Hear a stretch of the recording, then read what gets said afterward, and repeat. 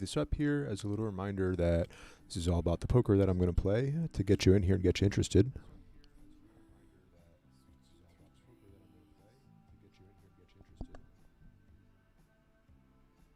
And it's a growing learning experience for me here. I'm streaming, recording, learning. I have myself on a bit of a delay. I didn't realize I have one of these tabs open.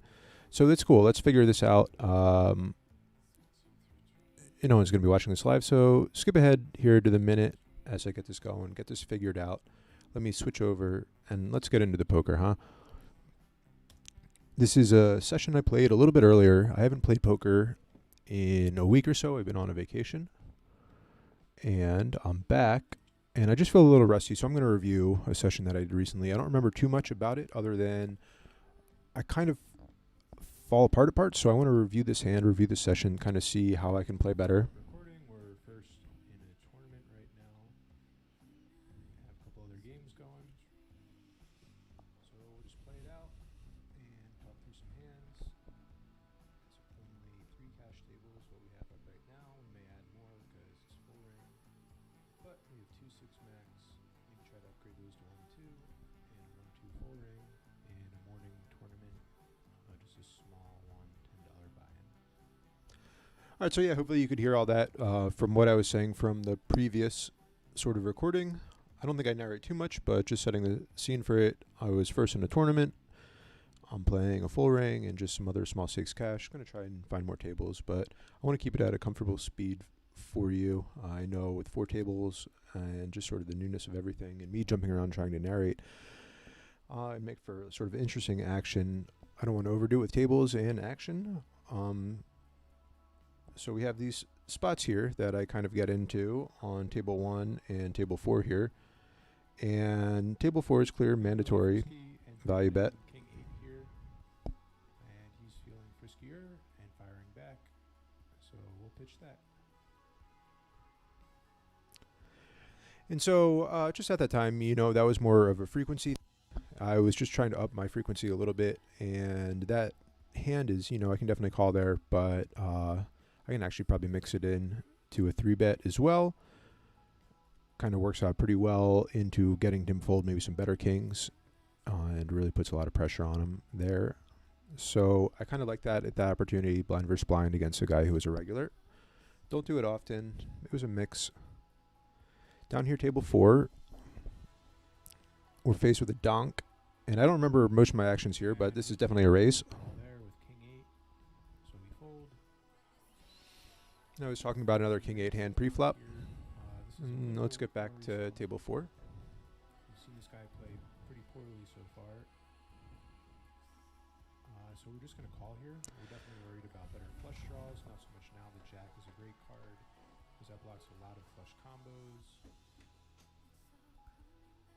I think we can be exploitive here and just go all in, and he will still call with his whole range for the most part.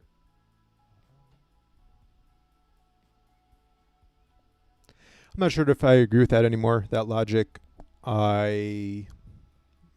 Stack to pot is basically just 1 right there, so that is what the raise size is. I think if he was stronger, he would have bet a little bit size of his block there. I should have done something else. Not that I think a raise he's going to re-bluff me, but I think he could chase there. But then that's a question of, how much equity do I want to let him draw to, and how much does he actually potentially even really have? Who knows? So I could have that locked up there.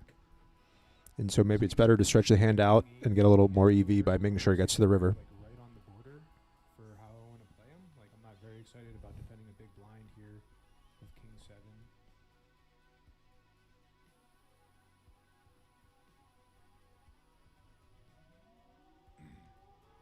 Very surprising he didn't raise that river with the flush there. Yeah, that saved me some money there. I would certainly have to call there with given my kicker. Little bets like that too. If you do work them into some sort of balance range, you should be probing there a lot or leading a lot to sort of move, that pre-flop raiser off who looks weak, especially if you're going to be floating out of position like that. So you're going to need a lot of river leads. So yeah, thank you for watching. This is going to be you're going to be watching this on delay. I'm actually going to post this to maybe a channel or two right now to see if I can get some live people in here. If you are coming in and you're going to be here, please say hello. But for the most part, this is going out to people later on. And the point of all this is I hope that you find me a good poker player. I hope that you're here for poker content that you really enjoy, but realistically, I hope that you're here with some skills of your own and maybe some skills that we can work together and things that, I can put your skills to use. Or if you're just, love poker and you just want to grow and enjoy this content, I appreciate that. And smaller size, we'll go fast still. There's a lot of hands we could be here behind here still. That's just why we went with that smaller size. And this board is so wet. Nate obviously improves him more than it does me. He could have flopped nuts. He could have a lot better hands. My hand can't really improve here, so I'm at the point where I want to decide, is it good enough to go against a range of, does he have more than just eights in like a hand like 9, 10, and is my top pair good? We'll just stick it in, I think, here. Top pair is going to be pretty good here against this guy. Against my weaker bet, I think he's raising there. Because he's aggressive. We've seen that. He makes some aggressive moves. So that's definitely a player read. I agree with everything I was saying there. I hope that as I'm testing this out, you can still improve. Yeah, exactly. So I agree with everything there in putting another raise again. Instead of turning that hand into a bluff catcher and giving him what may be a wide bluffing range, but I think his bluff, semi-bluff raise or his range there that raises a turn, top pair good kicker is definitely still going to fare well against it. When against some certain players, certainly you're going to be at a value disadvantage, and they would never do that with worse. So I agree with all my thought process through there. But if you're watching this and you're tagging along and you're seeing some of these side banners, kind of wondering, what's this guy talking about? What's the deal? If this is new to you, you haven't really heard anything. I really am trying to find people to collaborate with on poker things and some other ideas that have for the real world and just other ideas to make both poker more exciting and to bring some other sort of like ventures, community ideas, somewhat poker related to life. And I need other people to do that. I just simply... probably the chip leader in the big blind, but at the stack depth, I still want to try to get in a raise here pre-flop with an ace. And pardon me, I still need to narrate the hand and produce these as well. So we have some good, interesting hands here.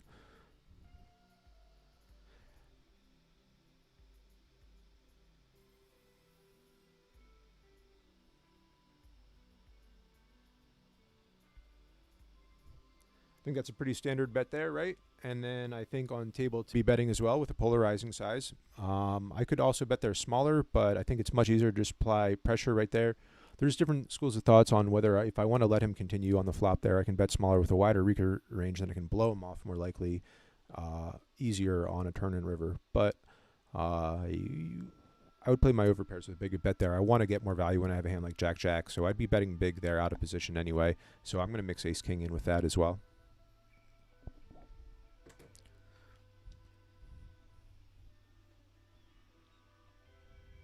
So what I want really to find is someone who thinks the poker is good, and I know this is sort of, I'm very green at this. Fisher, Don can play pretty poorly now, so we're going to have to figure out how to win this hand against him. That 8 is pretty great. It shouldn't really help him. I think I can overbet here. It's a little annoying if I get check raised, but I can raise here and ship river, but basically apply maximum pressure there because I only have ace high. He probably has maybe some sort of pair there. Try to get something like that to fold then. If not, we can get it all in on the river or bluff, a large amount on the river too.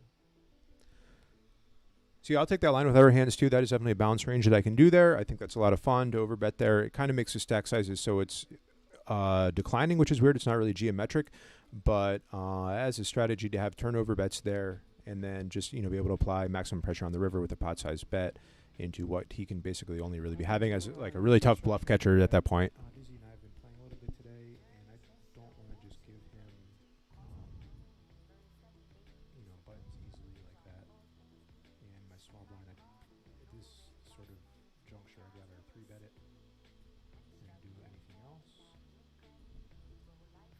So I'm talking about that hand down here where I 3-bet queen 9 out of the small blind, and I flop top pair, top kicker.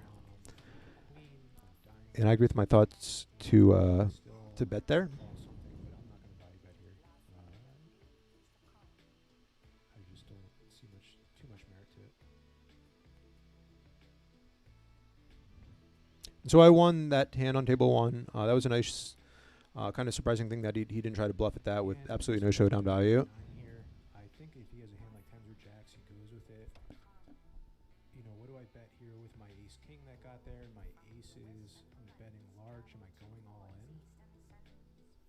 Maybe I am to apply some equity here, fold equity against draws. We can rip. And I think this is a pretty interesting spot that I went back and looked at later in solvers. And there's a lot of different things you can do on the turn, and most of them aren't overbetting here. Pretty much that's very hard to do. You won't see solvers really do that. So this is a non-GTO play by me, which I didn't know at the time. I thought there would be some percentage I could construct some sort of overbet range, but all in range. Solvers aren't going to quite do that. Now, that said, you can take a variety of different, if you're studying poker. So it says you have a hand like 10s. I think a 9 would call. I don't think he has a 9. It's not very likely. So you want to call the draw? No, he folds. That's good for us. And so I'm just going to pause that hand there for a second because I find it pretty interesting. I studied that spot a little bit later with the 9s there being top pair, turning the king, obviously the best card or one of the best cards for our range. So what do? We have to bet again, and that bet again happens basically on what we did on our betting strategy. Are we constructing a mixed strategy? Or are we betting a third? Are we betting polarized? I would like to have both the option to bet more polarized and smaller there too, although it's really just simplest to sort of default to more of a polarized size there I found. And unfortunately though, by going that size polarized on the turn, when a king falls, you're almost never going to be shoving. You're going to be betting again a tremendous amount, close to like 75-80% again. And so what I should have done is mix in still that top pair, that 9, into what would be that 80% range. To jump out of that and to sort of deviate from what is a standard kind of range bet on that king was a mistake. And so in that turn, I kind of just got hyped and jazzed up a little bit too much. I thought maybe I had to protect a little bit against some draw equity, and it was just mistakes. So that was a hand to study later. Kings are always betting, and so just throw that hand into that betting range on the turn.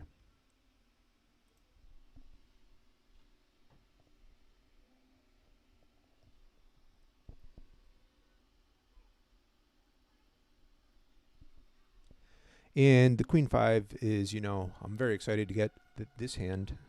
Purple is my fish tag. This board is still too wet, still too connected for me to really bluff here. And if it was a little bit different, if it was drier, maybe I would have sort of been trying to think about donking to bluff there when they both show non-interest on the flop. We got Wes Watson down in the lower left. What's up? Wes Watson, hoop that shit, homie.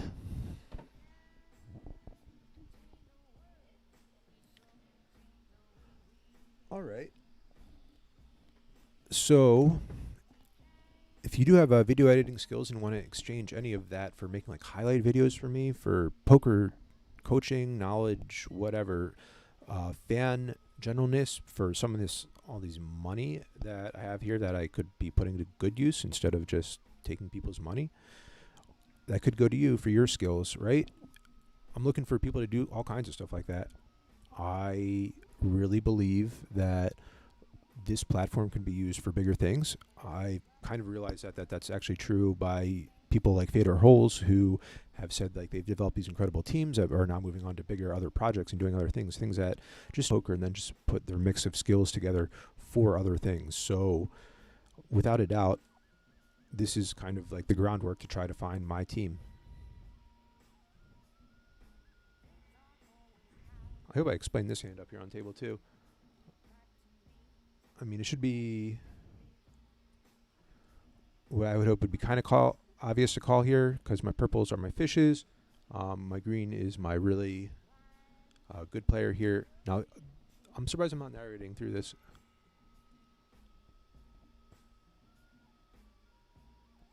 Just because we have a little bit behind here, you know, ace 2 is not great. Ace 4 or 5 would be different.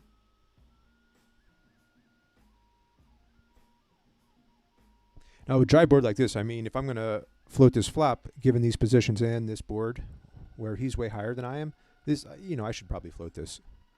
I'm still not happy about that it's ace 2. So this is where if this was like ace 4, I could be looking at just a much better backdoor draw. So I'm going to fold here with ace 2. I do think that dramatically changes it. Ace 2 between ace 4 and ace 5 there. Ace 5 maybe is, you know, I'm still going to have to make that a mandatory 3-bet. I tried to sneak that in, obviously, ace 2 into that weird kind of call range. But going back, you know, I think I should still float that flop just because. All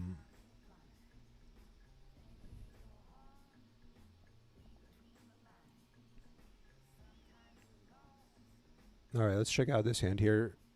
Well, we should definitely bet here again. Now, here's this overbet. How do we react to this? I mean, when he polarizes here, I'm not sure. It's interesting. How much value versus how much draw does he have? This is probably not a queen, right?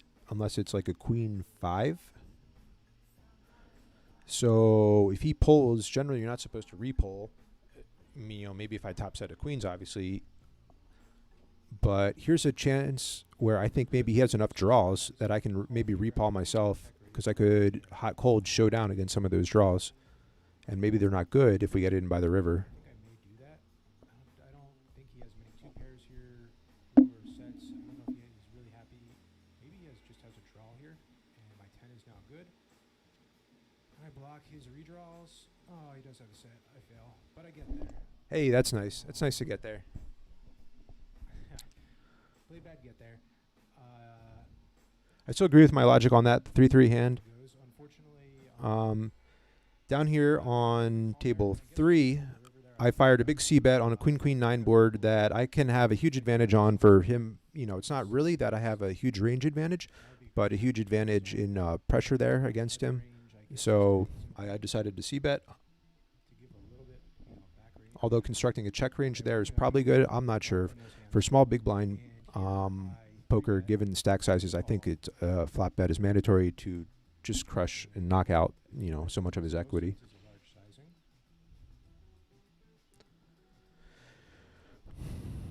And so there with the 3-bet and the obvious flush draw, I think it's good to apply pressure there with the jack 9. You know, my to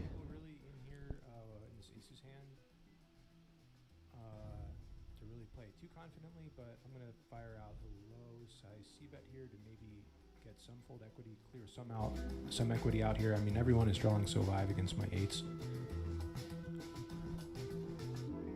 I agree with that, mixing that in every once in a while. Certainly very, very low frequency of success there. So there is some path to showdown here where my 8s could be good at showdown. So I'll take that. The 2 pairing is good and bad. You know, this guy is actually good enough to have a 2, which is hilarious because then he comes out firing 2-2, 2-2. Yeah, no one should really have a 2 here, but then when he does that, you know, I think it's so missed that I think he's actually strong here. He's paying attention so much to the bet size there that unlikely card. I'm just kind of happy to throw away 8s there. You know, I still don't think I'm good enough. But you may have an exploitive difference than me. You may be that kind of fish who would throw out that bet and just know that, hey, you know, I'm turning my 3-4 or whatever into a bluff or doing anything like that. That may be your play. You may be sick good at that. But since that's your play, I don't really, you deploy it probably better than I bluff catch against it. So I fold 8s there.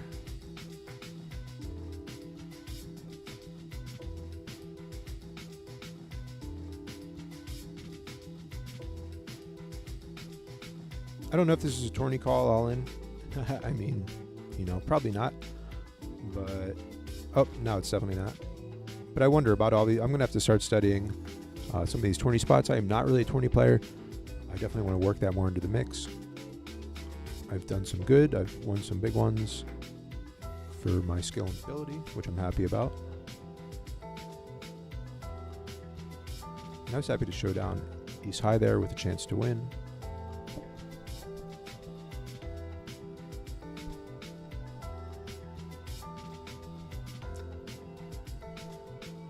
So yeah, if you're wondering, if you're this far into the video, you're wondering what's up.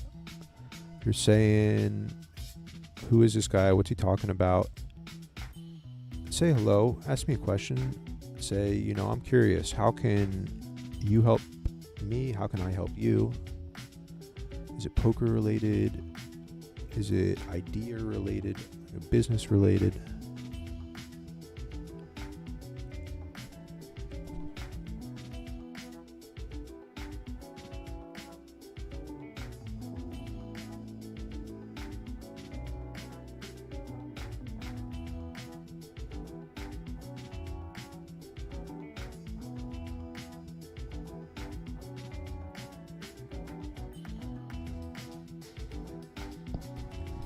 Even though ace queen off is not the best post-flop hand without a draw here, I think by raising either to Storm may get into a 4-bet with me. I just kind of want to see a flop here. It makes him play more honestly if it does go multi-way.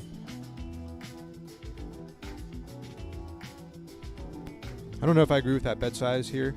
I think maybe it's just a cheap steal, but essentially every other player at the table other than the green eye of the Storm is someone that I'm interested in playing against, and so just 3-betting to isolate him against his early position open didn't make a lot of sense. Here he's making a great check raise. I can't really continue here, so I'm gonna fold. I think I make a mistake there. Obviously, clearly, you know, there's a lot more equity to realize.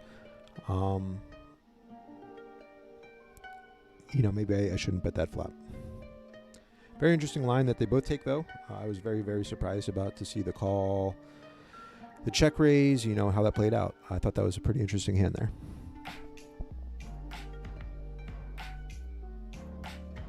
But my range there, yeah, I think because, you know, I'm actually going to have a lot of different hands there, and some that connect, some that kind of don't, but still want to apply pressure. I don't want to actually adopt too much of a polarizing strategy because there could be just a good amount of hands. Like if they check raise, then like, do I want to repoll against that or just call? I think I just want to bet to a bet, and any bet applies enough pressure there. I think players have to kind of define their hands a little bit more. So I think a bet is good.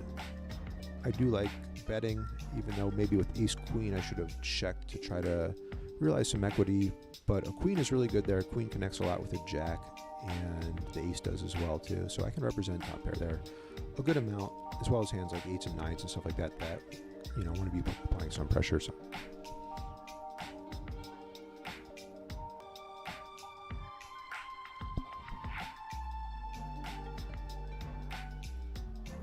hey Mickey, what's up, man? Glad you just hopped in. First person. I see you chatting. I got a lot going on, Mickey. I'm figuring this out. It's all going pretty well, man. I hope we got a good session going here. I was a chip leader in a tournament, man. It's like another replay thing that I'm doing. And got some cash games going too. I don't know if you recognize any of these people from PSPA, but yeah, I got the grind on from an old session. I've been away for a little bit, for like a week, took a week off, so I'm just kind of trying to review and go back through an old recent video, get myself fresh again, talk through some hands, make sure I'm sharp before I play a session a little bit. So just doing one of these reviews, man. Thanks for coming in and hanging out, man. If you have any questions about any of the hands or whatever, any stream suggestions, I know you got that down pretty good for knowing OBS and whatnot.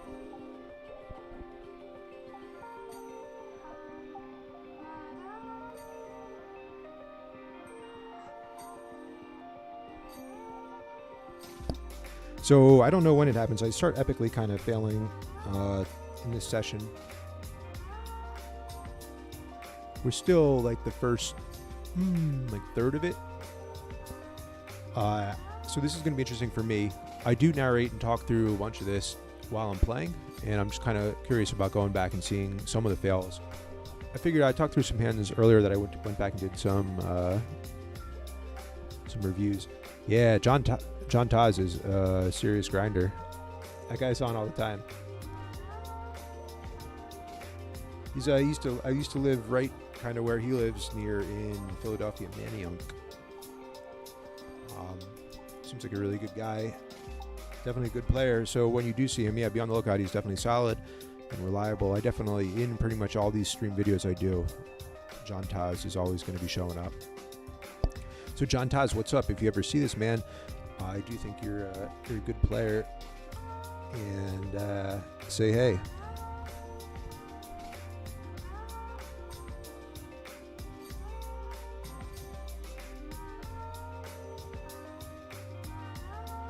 These are kind of like dream games at the time. I mean, you can see the one full ring table in the upper right with all my purple tags.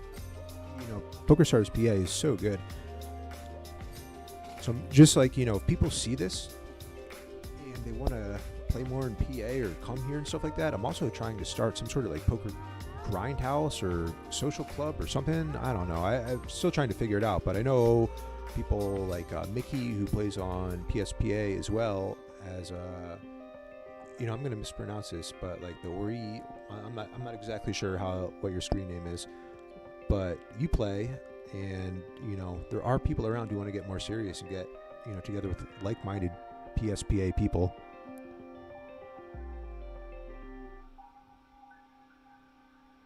So yeah, here down with the aces, I'm on the button. This is a clear 3-bet against the one green player.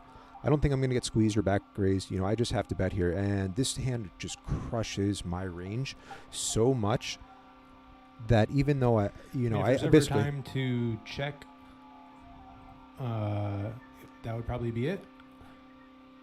But then that kind of breaks range, and it's button. You know, I would always bet here, basically, as a bluff. So, you know, that's that. Yeah, unfortunately, you know, he's so unlikely to check call there.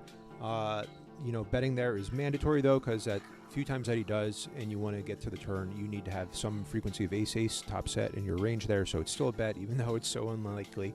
But it would throw off more alarm bells than anything if you don't bet, because you're not going to be constructing much of a check-back range there. I don't know its size here. I think it's a little bit more difficult if I bet a little bit larger. So I'm going to try that.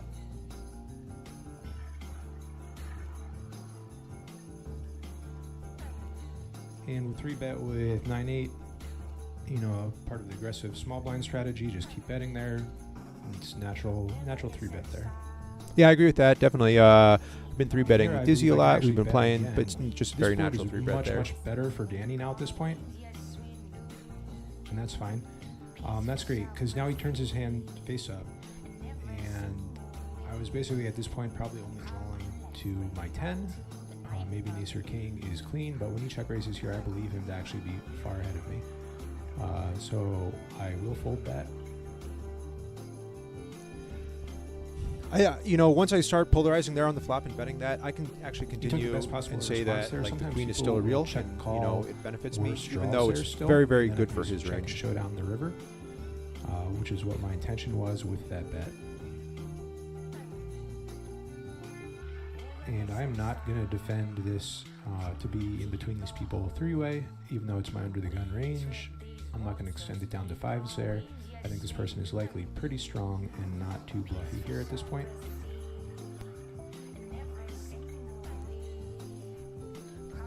Yeah, I agree with that. I mean, I still have to mix. You know, I think a better player is going to be calling there with 5s at some point, but it's just probably better for me at that point. Take maybe a little lower variance, safer play there than to put, you know, myself in between two people and weaken my under the gun range.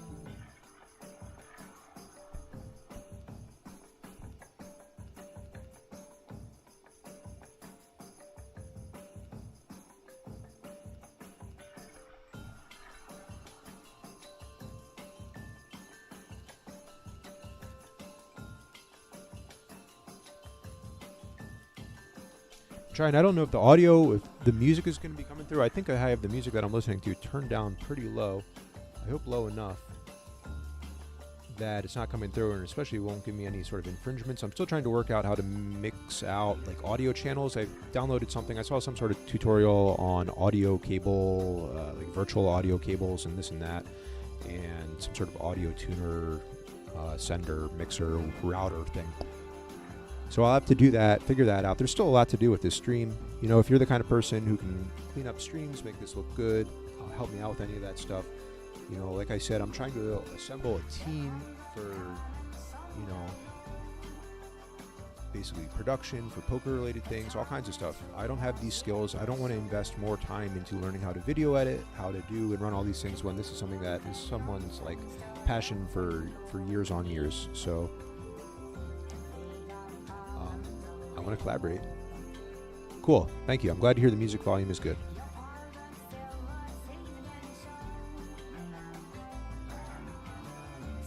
And I think I still have you on the correct amount of delay, like 10 seconds or so.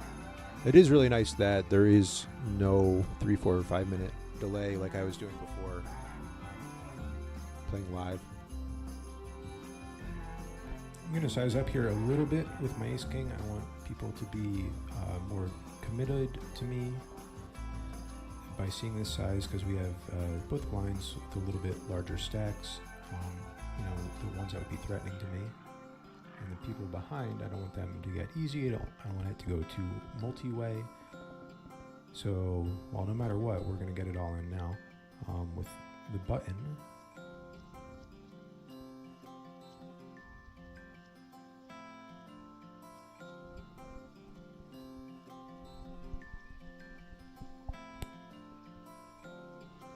So here's a good spot. I think this guy, does he raise? He puts in a raise and I repop? I can't remember. I mean, it's so standard, I guess, with ace-king, but if he calls, you know, there then become interesting dynamics. Oh, yeah, that's right. Okay, so this is super standard. Never mind. I was thinking of potentially a different ace-king hand.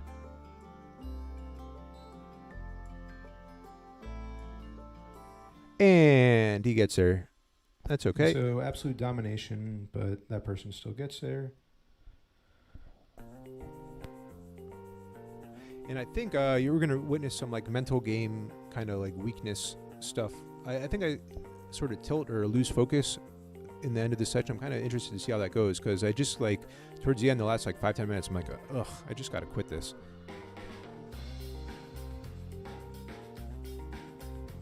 I can't let me chat's actually small.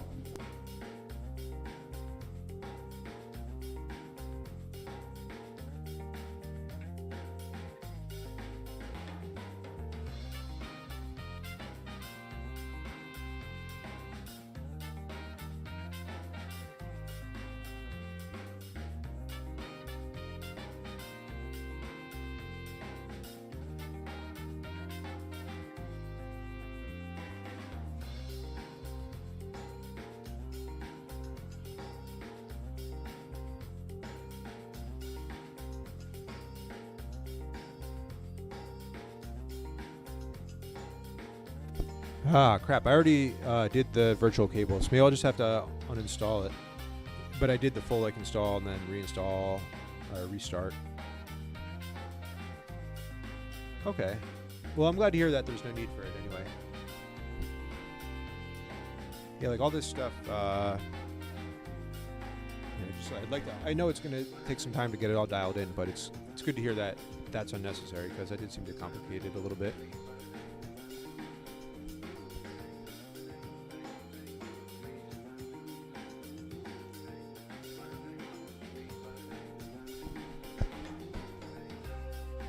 This call's a little loose, but just because this guy's good and we have history, you know, I want to broaden my range here, especially button versus cutoff. I don't want to allow him to do that so often.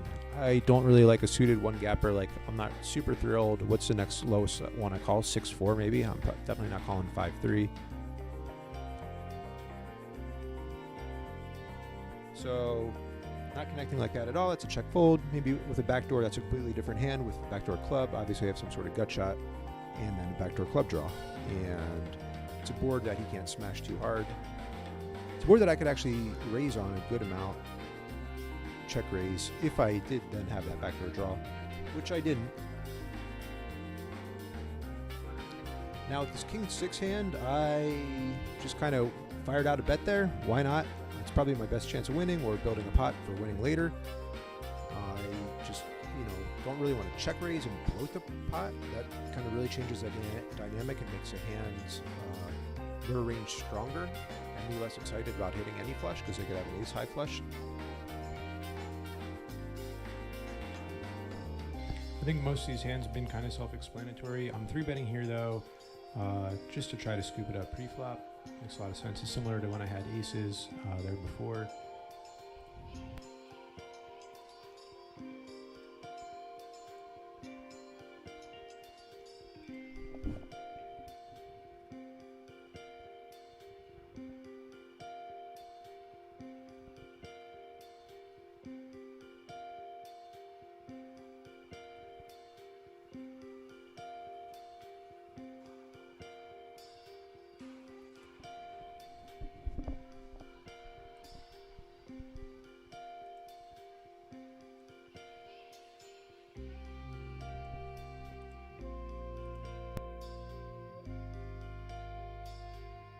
So in this tourney hand, I don't know what to do here.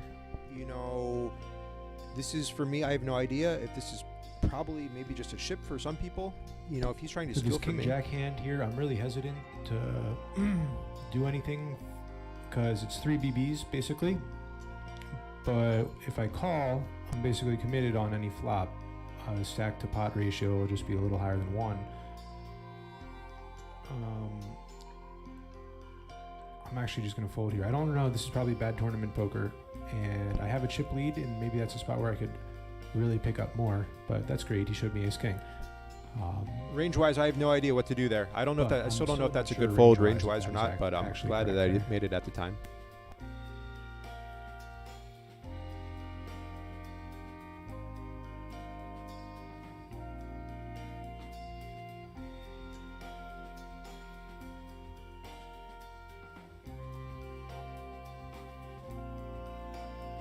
We mix in a low frequency kind of defend there with bottom pair. Not too interesting of a hand. I have to check call sometimes.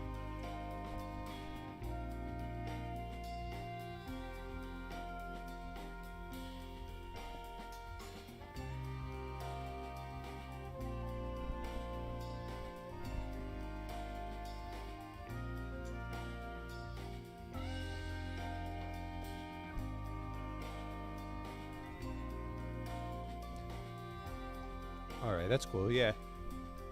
Like I said, I think like tournaments, I really haven't even, I don't know anything about the 10 to 40 BBs, shoving, anything like that. For a while, I did get into like hyper, like heads up sit and goes and everything like that. And I kind of knew charts a little bit better then, but I'm going to have to go back and relearn everything. I'll fold this suited ace. Yeah, I don't know. Yeah, that was the thing. I wasn't sure if that's like, after that's a the slam small dunk blind polarizer or last not. Hand made like a donk Like, play at me, against his and range, since maybe his stack king is high so there. You large, got to go I'm with a it little because he probably concerned has like while fours or playing something. hands, I'm not sure that he's how likely to be tournaments called work in that regard. So I definitely took like, the more passive line, figuring that exactly like he's probably even strong here. A person I don't know at a low level tournament, and he turned over ace king.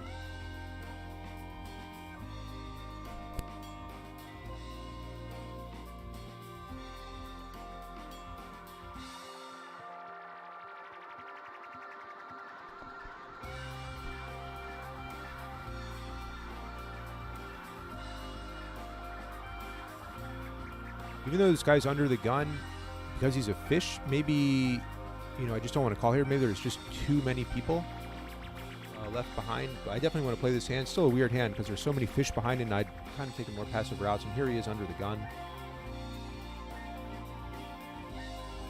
And so his range should be really, really strong under the gun.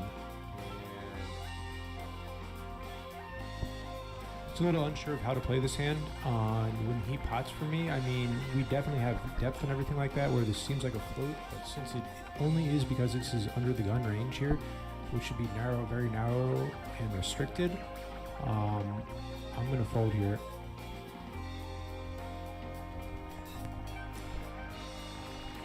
Yeah, thinking back on that, I'd probably still peel one no matter what. You need to have some sort of floating range there, and especially drawn to the nuts. And I don't know if it's under the gun. I have to give him enough credence because donking. It's still my range that he's donking into.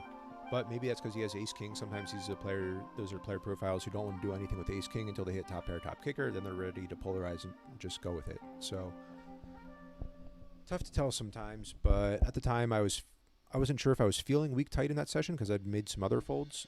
Recently, I did make a lot of folds.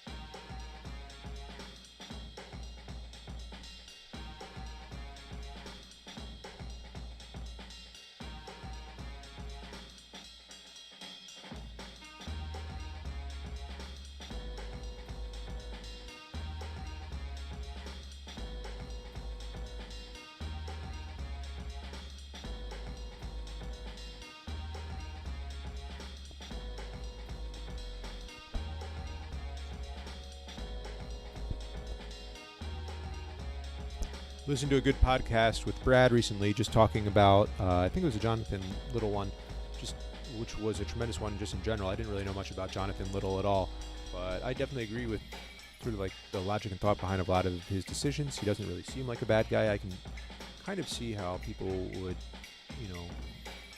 have their gears grinded a little bit by him, and he has some haters and whatnot. I can definitely see that, but not knowing much about him, I really like that. But anyway, the point I was talking about earlier about like the big blinds and tournaments and everything, I really don't know any of that, and I think there is just such value in knowing 10 to 20, especially. They are talking about in the context of a lot of people who are really good, who have ROIs, can just keep re-entering tournaments up till right at the end. And if you have a good ROI and you know those ranges really well, how to rock those kind of like 5 to 20 BB ranges where you're getting it in with a huge edge, then every single time all your re-entries are going to basically be creating tons of ROI for you. And I don't know how to do any of that. I don't know where any of those edges are. It makes a lot of sense that, at the end of the day, to get through the bubble, you're just going to need to win a few flips. So if you come in and know those charts hand down like really, really well, you could just absolutely smoke and run really, really well with a high ROI, even coming in late, which my thought was always kind of like, why would I be re-entering towards the end? But if you got to win flips anyway, and you know the charts really well, and you can just put 5 to 10 BBs in at the end of the tournament, hopefully run really well in your couple flips, and then you're just right there with like the stack size you need for the rest of the tournament that you're familiar with. I don't know if this is too aggressive. I mean, I'm going to get called here, and that guy knew it. He even says knew it. So I was thinking about just limping here and really strengthening part of my small blind range instead of maybe going like 20 BBs to the flop with 7-6 and I'm first act.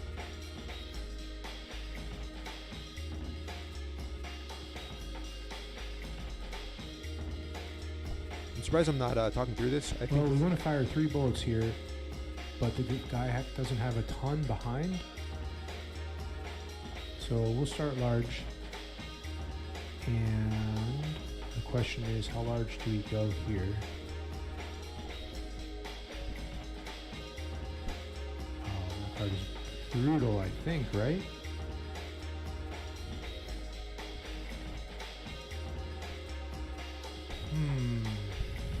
I should really study this spot. This seems like this could be a very common spot where here, he can't call brick worse. turn, So brutal river. I don't know this here. spot very well. It's Bluff kind of an catch. interesting one, I mean, especially given he didn't have a full stack size and everything like that. A lot of combos. I'm now hoping that he has a hand like Jack 9 and he's bluffing with. He's probably pretty strong here, which is unfortunate. He didn't go all in, which is interesting. Value should go all in here, but maybe he's trying to induce a call so bad. Half pot.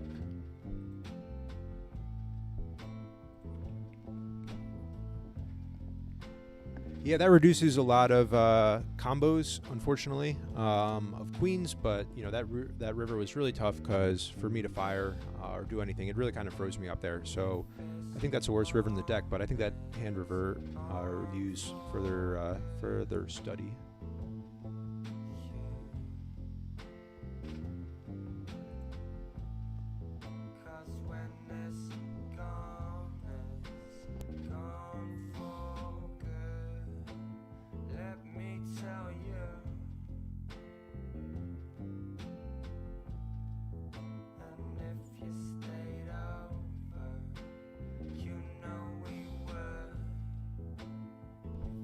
Yeah, that's a good point about the mic. I need to be more conscious of that. I did buy this.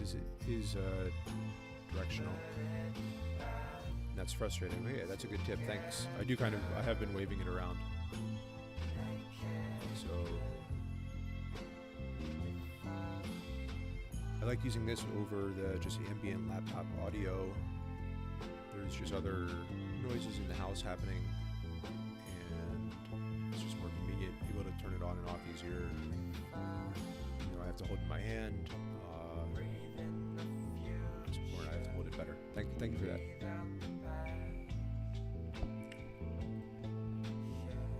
Only because we have a little bit more money behind, I'll check raise with King 6 here. Now that we hit that, it's pretty much a great card. Obviously one we can continue barreling on. My ace king hand, I'm not sure how committed I want to go here. Am I ready to put my tournament life on it? Maybe a small bet like that is too small. My ace king is probably good here. The question is, what sizing do I like? Do I want to give a free card? Do I possibly want to bluff catch? If I bet this turn here, am I committed then to going all in? Should I just go all in and put my entire tournament right here?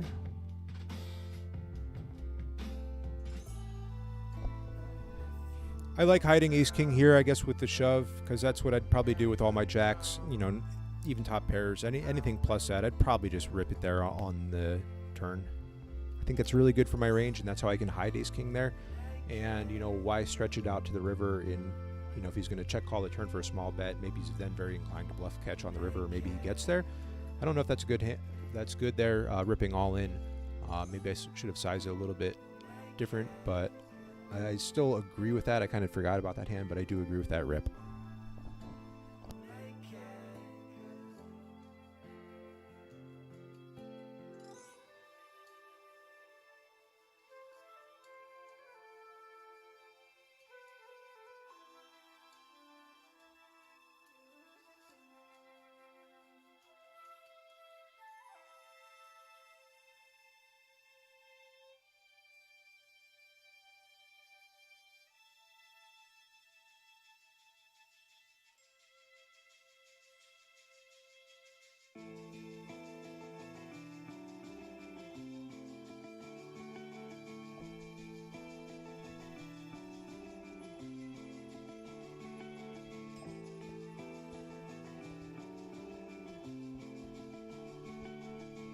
I'm going to speed it up just a little bit here to get through a little bit more.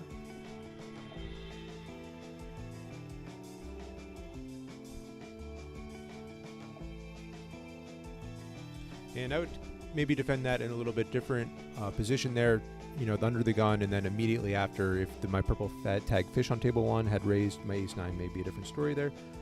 I'm going to raise, I think, this king 7. I hope so. I have 2 fish in the blinds, which makes a lot of sense, even though king 7 is kind of like this odd hand. Kings, I think low suited kings between 4 and 7 play really, really well. Solver actually likes them. Think about it like, you know, all the aces it likes around, like ace 4, ace 5. So it kind of likes the same with kings, king 6, king 7. I take a polarizing size on the flop, and I should continue here with a polarizing size on a blank, you know. Coming back to another hand here, ace queen. down on table 4 was just a call. I didn't 4-bet, so I called this out of position, which is a little tough. I'm surprised, you know, I have a difficult time with ace queen off out of position. And even on a spot like this where I'm getting such great odds and I have draws, you know, I could even potentially have the best hand and he's just betting a good range bet here. I'm still folding. So it's kind of weak and weird. I think overall I had some general weak vibes in this session, or at least more conservative, and that was definitely another spot where I may have given up some UV for sure for my range.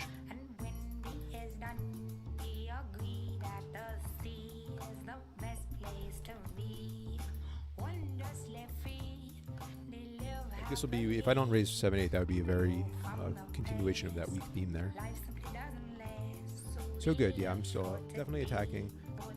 I have been aware of that sometimes when I'm not feeling extremely strong, you know, weakness can sort of continue to pervade, and making a few weak decisions in a row, then it becomes, you know, more contagious and it becomes a mindset thing. You start playing more conservative and you kind of forget about your overall range and you're making decisions outside of that based on emotions and feelings. And I know that is definitely kind of, I think, how this session ends. And so I'm looking for examples of that throughout the session. And it does seem to be a lot of them.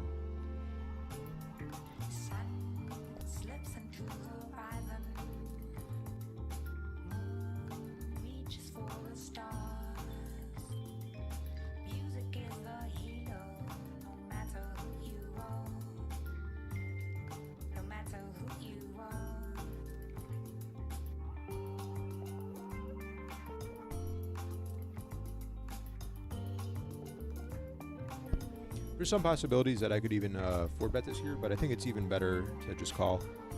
Here's another float opportunity. This is definitely one I should check call. Let's see how I do here. I'm glad. That's right. I forgot how many hands happened in the session. Now, because everything changed so dramatically there, I fire out on table 1. It puts so much pressure on him.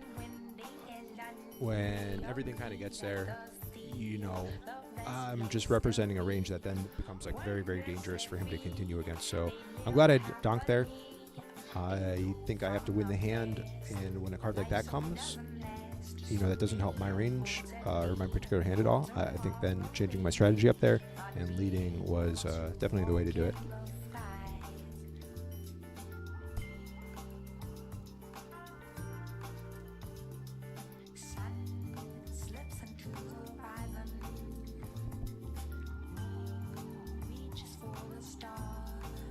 Table 1, that's a standard C-bet for that larger size.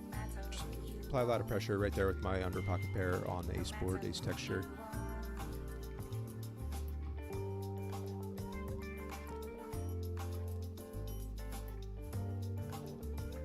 A bit of a weird decision here, and I think it's kind of reflected here down on table 4. He min-raised, called my 3-bet, and I have ace jack off, which I think is still a fine hand to 3-bet there against this fishy wild player. When he donks his size, it really kind of puts my raise decision on the flop kind of weird. Do I want to go big? Do I want to go smaller there? Do I want to keep him in? What should I do? I think I misplayed that hand a lot. I want to, I think, raise there still, but I'm not sure. I'm not sure what the best is. I should go back and look at that. It's tough responding to a donk for that size in a 3-bet pot. I'm not sure exactly what his strategy is there. And the sizings get really weird where you change the stack to pot ratio to like 2 or less, basically, depending on your flop sizing. He's making a very strong 3-bet here. We're going to call, though, hoping that the small blind comes along because he's clearly the real target there. And I think this is just a little bit too dangerous for me with 3s. So I'm going to fold there.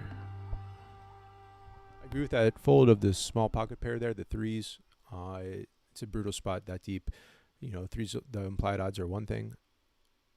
You know, I would have hit a set, but that's way more likely when they have oversets, set over set, and it would just suck to get crushed for 300 rupees there with pocket 3s. Where I would have connected. It's happened a few times.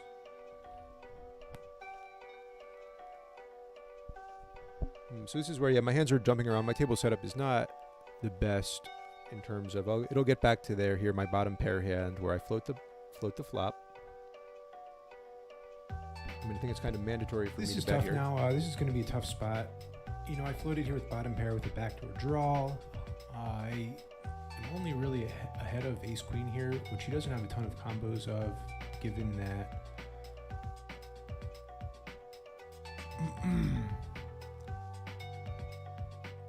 just given that I have one of the aces. So I'm a little miffed about what to do here. He could obviously be like full up on kings. I don't know if he goes bet check bet. He probably is pretty strong here. At least this seems to be more of a value bet to me than a bluff. He would have to be turning a hand, like I said, like ace queen, which has some showdown value, or a hand like jack 10, which I don't know if he squeezes pre-flop with.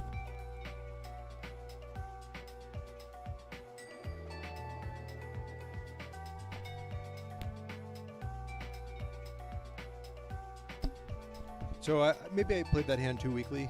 Maybe I put that hand in just sort of like a wrong class there of like bluff catching, check calling down instead of applying some with pressure. Fives Like will once a peel one, guy given that fours, sevens should have a really strong range there. Should be betting the you know, tourney fives river are for often value as a interesting to us, continuation. five especially. So once he doesn't, maybe his range is so weak that I'm kind of misplaying that, and then especially if it is that weak, I'm misapplying what would be an opportunity to use a good bluff catcher, potentially a good bluff catcher. My ace is good because it blocks ace king, obviously, but it also blocks ace queen, which is potentially like a hand he may play that way.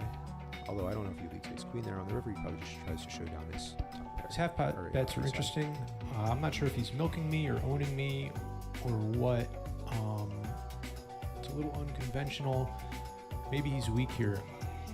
I think the best play though is, before he maybe gets scared off or really risks firing like a third barrel, would be to just raise here to try to get some money in and to try to win this hand.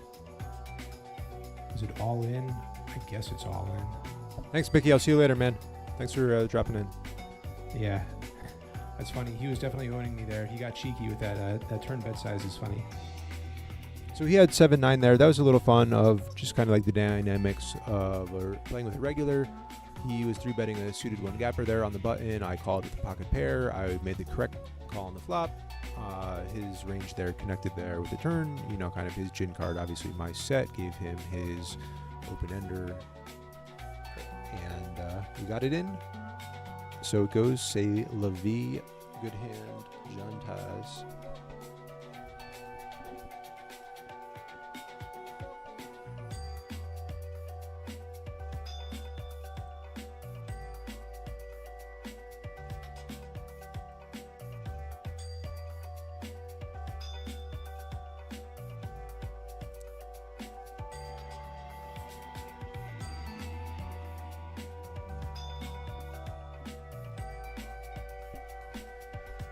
Right. So what do you do here? I mean, this guy's been kind of bluffy and weird. I have top pair here. I mean, maybe this is definitely a call. If I'm check calling a half pot, maybe he's so strong here. To check back that flop there. It's really kind of confusing to me. I'm a bit lost on whether this is, I should be calling here. I mean, after I call that turn, I'm just going to fold. After I call that turn, I think if he does have a great hand, he should really size up there, which he did. And even though his range is narrow, I'm willing to kind of just like give that up. Now, top pair, top kicker here. I bet this flop. I'm hoping that this guy just has like a chop ace now is what he thinks, and he's going to call. I hope he doesn't have ace queen, and if he destroys me with a 6 here, double check raise, that's well played.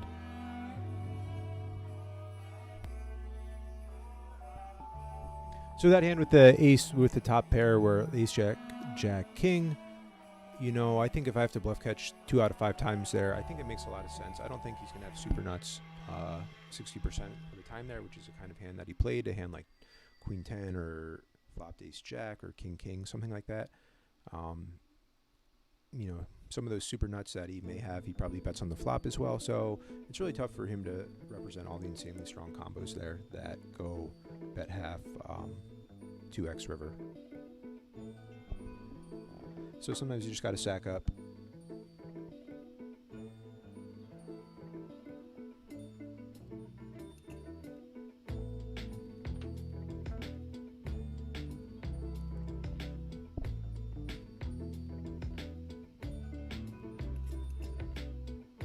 I don't know how many options here I have with kings. I think that maybe it's not the best idea to put in a cold 3-bet here.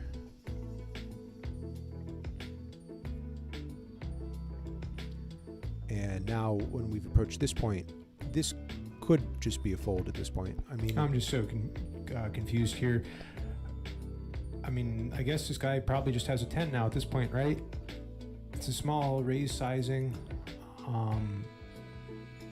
My hand is kind of face up here.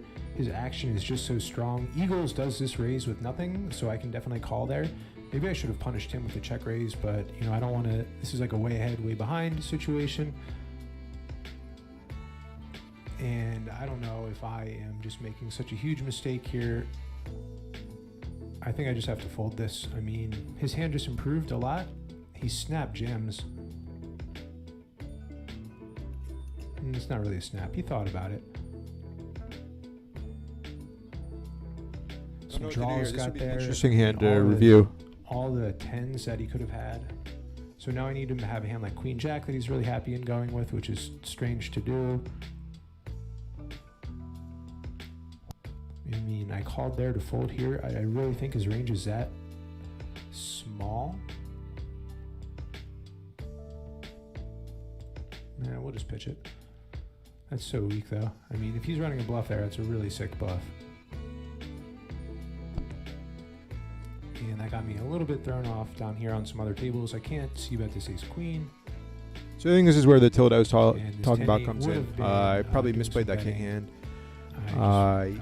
You know, he says he flopped a boat, which makes sense for his line. I mean, most people just don't bluff, don't run without the goods like that. You know, it's just too crazy. I think, though, kind of watching through this now, I pay no attention to these other hands that are happening on these other tables, where I had, you know, an ace-queen hand that kind of sort of retroactive, something to think didn't about later. go It's sort of well focusing because king on flopped these and I things right didn't now play it. for I just just 3 flop BBs. raiser. And this guy did this before. I'm just gonna call. I think maybe I look so strong here. And now that here's I like a can pick very these up questionable, and very blinds. questionable tournament play.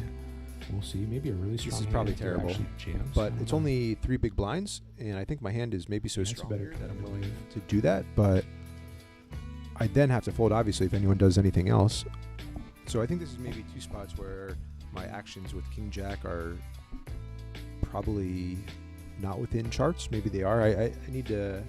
I'm glad I got some clarification and revision from Mickey earlier about what to do with king jack when I was facing that 3-bet on the button. That was not part of a 4-bet range. I wasn't sure about that. It felt right. I wouldn't want to play, you know, too much of a tournament with a king jack in that position. There, it felt right. I wouldn't want to play, you know, too much of a tournament with a king jack in that position. There, it just seemed because the size was so small that king jack is going to be so good against so much of a range like that.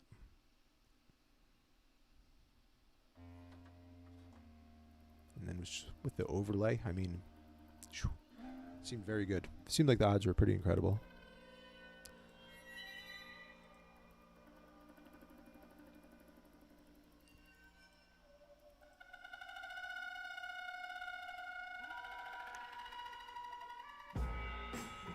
So we're going to skip ahead here through a little bit.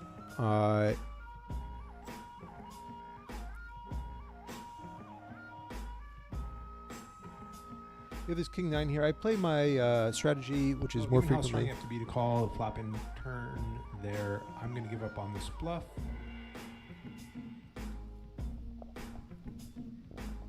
I'm glad I gave up there. You have to be extremely, extremely strong to call flop and turn there. I deployed a strategy of, you know, betting like quarter on the flop, which is something you can do on a 3 flush more often. King 9 has no real good value there, but I can, you know, apply some We are pressure. in You the can't money bet now in the 100%, tournament. 25% pot size bet. you would be overdoing it. So you have to sort of mix in your bluffs and your value, and it's a little bit difficult to balance all that. But I decided I think King 9 can definitely go. It is better served as part of that sort of bluff range that benefits from a bet there on the flop.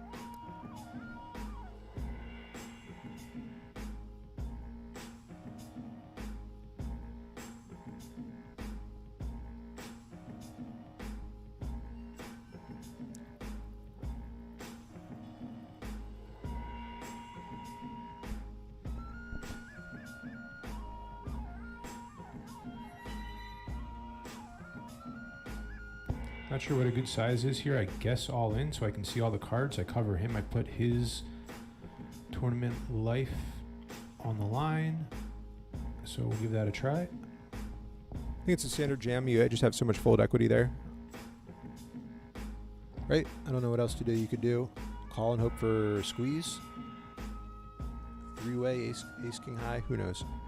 I think that's pretty standard though.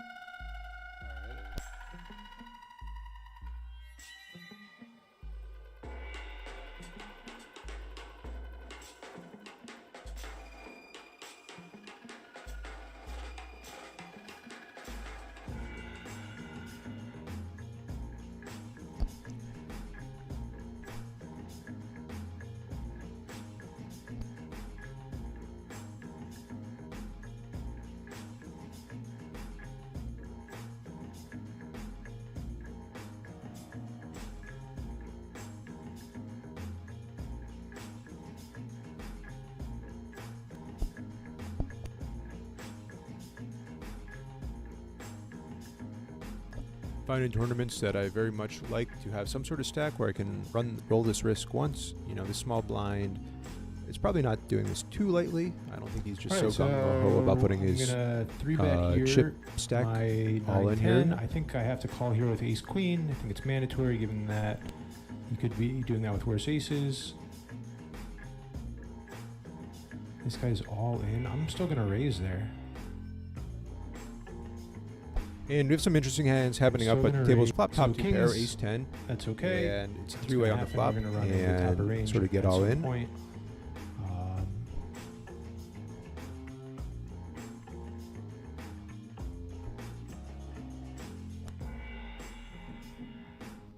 And here we are back at that hand. We can see it now. I move it out of the way. So we have the one all in. We have this other player here. With my large raise size, I mean, you know, I crush all the top value ranges. Maybe he does have an ace here. It's tough for him to really be calling with, you know, any draws. They don't really exist. So if he's calling, he's either really kind of an optimistic float, like a queen jack, or he has an ace. And if he has an ace, maybe he's going to pay off here. My raise size is definitely intimidating here. Oh, I've timed out. Not a good time for that. Yeah, I forgot all about that. Good time.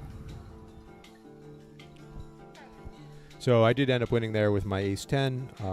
The other guy just folded. So this is, I think, part of the reason why I start tilting is, you know, my ace queen lost to kings there. I kind of time out. I start having some internet difficulties, and I remember this is coming back to me. This is interesting to see that some like environmental things contributed to my tilt. It's definitely frustrating to have inconsistent Wi-Fi in a house when you have two Wi-Fi like routers and they can't even go like 50 feet between a couple of rooms. So I think I'm going to wrap this up soon. I'm actually almost out of the tournament. Let's see here. We've been doing this stream for quite a while, over an hour. I do bust out of the tournament, but at this point there's a low stream quality count of people here. I think I've done an hour. I think I'm pretty happy about that. So there's, for the small amount of people here, why can I not reclaim my mouse there?